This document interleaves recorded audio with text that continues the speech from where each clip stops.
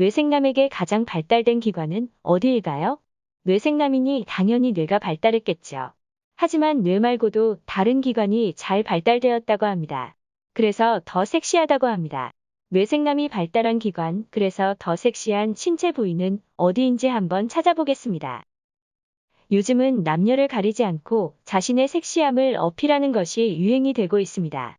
섹시하지 못하다는 것은 매력이 없고 별 가치가 없다는 뜻으로 섹시라는 단어가 최고의 가치를 뜻해 이제는 지적이고 이성적이다는 말보다는 뇌가 섹시한 사람, 뇌생남, 뇌생녀가 더 많이 사용됩니다. 지금은 섹시하다는 표현이 매력적이라는 긍정적인 표현이나 섹시라는 단어가 처음 사용될 때만 하여도 단순히 야하고 성적인 의미만 있어 천박하고 말초적인 의미로만 사용되어 부정적인 감정이 내재된 표현이었습니다. 하지만 시대와 함께 사람들의 생각이 바뀌어 지금은 섹시하다는 말이 긍정적인 표현으로 자리 잡았습니다. 단순히 육체적인 것, 성적인 것에 국한된 것이 아니라 매력을 느낄 수 있는 모든 부문에서 섹시하다는 표현은 긍정적인 표현으로 사용되고 있습니다. 그래서 사람들은 이제는 똑똑한 사람, 지적으로도 발달한 사람들을 뇌가 섹시한 사람이라고 합니다. 이러한 사람들의 생각 변화는 단순한 의식의 변화가 아니라 과학적인 근거를 가지고 있다는 사실이 하나 둘 밝혀지고 있습니다. 런던대 킹스칼리지 정신의학연구소 연구팀은 미군 병사의 데이터를 분석한 결과 지능 테스트에서 좋은 결과를 낸 병사일수록 정자 수가 많았고 정자 운동도 활발한 경향이 있다는 것을 찾아냈다고 합니다. 인텔리전스 저널에 실린 이 연구는 지능의 기초가 되는 유전자가 다른 생물학적 효과도 가질 수 있다는 생각을 뒷받침하는 것으로 보입니다. 따라서 작은 돌연변이가 지능을 손상시키면 정자의 질과 같은 다른 특성에도 해를 끼칠 수 있습니다. 반대로 강력한 유전자를 가진 사람들은 자신을 건강하고 똑똑하게 만드는 생물학적 적합성 인자를 받을 수 있습니다. 이전의 과학자들은 생활 양식 요인이 지능과 건강 사이의 모든 관계의 기초가 될 가능성이 더 높다고 가정하는 경향이 있었습니다. 예를 들어 밝은 사람은 담배를 피울 가능성이 적고 운동을 할 가능성이 더 높을 수 있으며 둘 다 정신 능력에 영향을 미치는 것으로 알려져 있습니다.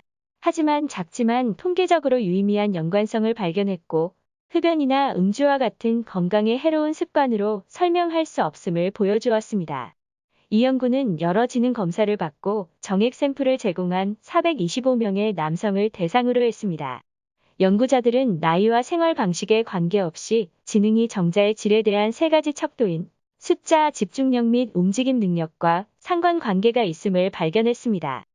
최근에는 침팬지와 인간이 분리된 후 인간 계통에서 새로 시작된 60개의 새로운 단백질 코딩 유전자가 확인되었습니다. 이 단백질은 대뇌 피질과 고안에서 가장 많이 발견되며 이러한 유전자가 향상된 인지 능력과 같은 인간을 특징하는 표식이 될 수 있음을 시사합니다. 한편 또 다른 연구에서는 완전히 서로 상반된 대상이라고 생각되는 뇌와 남성의 고환, 정소가 인간의 장기 중 가장 유사성이 높다는 연구 결과가 나왔습니다. 인간의 뇌는 몸을 제어하거나 감각기관으로부터 올라온 신호를 받아 처리하고 다양한 생각과 판단을 하는 등 매우 복잡한 역할을 하는 기관인 반면 고환은 정자와 호르몬만 생산하는 매우 단순한 기관이라 뇌와 고환은 거의 관계가 없는 기관이라고 생각하는 사람들이 많았습니다. 그러나 2021년 6월 2일 과학 전문지 로얄 소사이어티 오픈 바이올로지에 발표된 논문에 의하면 뇌와 고환은 단백질 구성이 가장 유사한 기관으로 밝혀졌다고 합니다.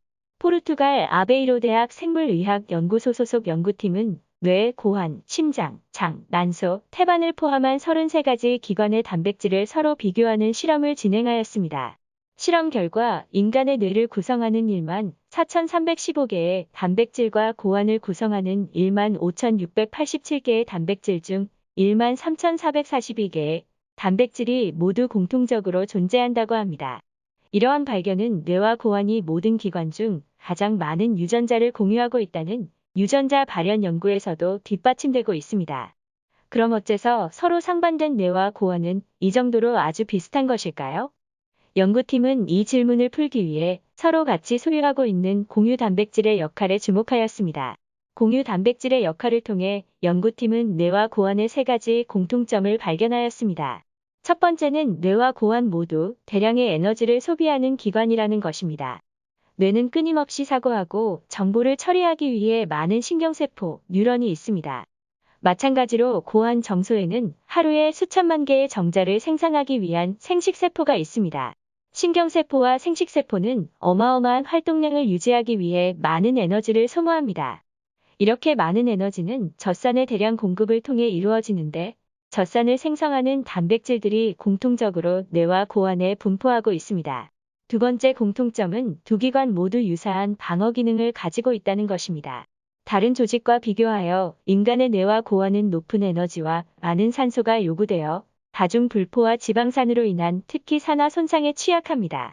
두 기관은 공통적으로 뇌 장벽과 고환 장벽을 통해서 산화 손상을 방지하고 있습니다.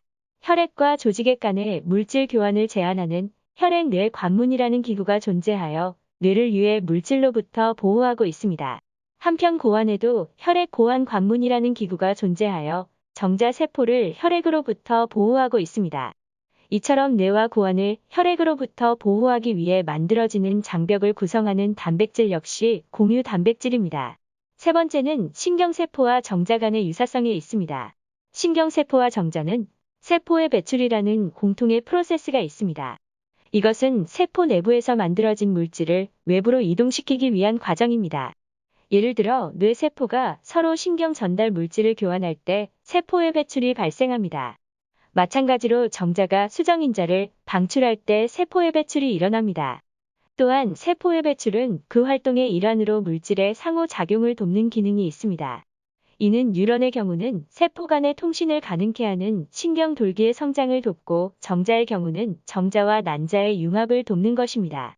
전혀 관련이 없어 보이는 뇌와 고환의 유사성은 두 기관이 수행하는 역할에 기원하는 것으로 추측되어집니다. 마치 코알라와 인간의 지문이 매우 유사한 이유와 같습니다. 인간으로 진화하기 전 원숭이 시절 나무를 타는데 지문이 매우 유용했습니다. 마찬가지로 코알라 역시 나무를 잘 타기 위해 지문을 발전시켰습니다. 인간과 코알라 두 종 사이의 유사성은 없지만 나무타기라는 기능 발전을 위해 유사한 지문을 발전시킨 것처럼 뇌와 고환 역시 비슷한 이유로 유사하게 발전되어 나갔으리라 추측되고 있습니다.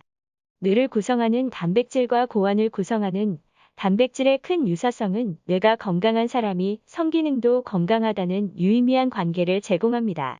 2012년 발표된 논문에 의하면 신경계 장애가 남성의 불임과 성기능 장애를 유발할 수 있다고 합니다. 또한 성생활은 노년층의 뇌 기능 향상에 도움을 줘 인지 기능을 향상시킨다는 연구 결과가 있습니다. 영국에서 50에서 89세 남녀 6,800명을 대상으로 인지 능력을 조사한 결과 성생활을 정기적으로 하는 사람에게서 단어 회상 능력 등 뇌 기능이 최대 23% 향상됐었음을 밝혔습니다. 이처럼 뇌와 성기관 사이에는 서로 밀접한 연관성이 밝혀졌습니다. 뇌가 건강하고 발달된 뇌생남은 성기능 역시 발달된 진짜 남자임이 연구를 통해 밝혀지고 있습니다. 올 여름에는 당신이 운동으로 단련된 섹시함에 뇌의 섹시함을 더해 진정한 섹시한 남자로 매력을 발산하시길 바랍니다. 내용이 도움이 되었으면 구독과 좋아요 부탁드립니다. 감사합니다.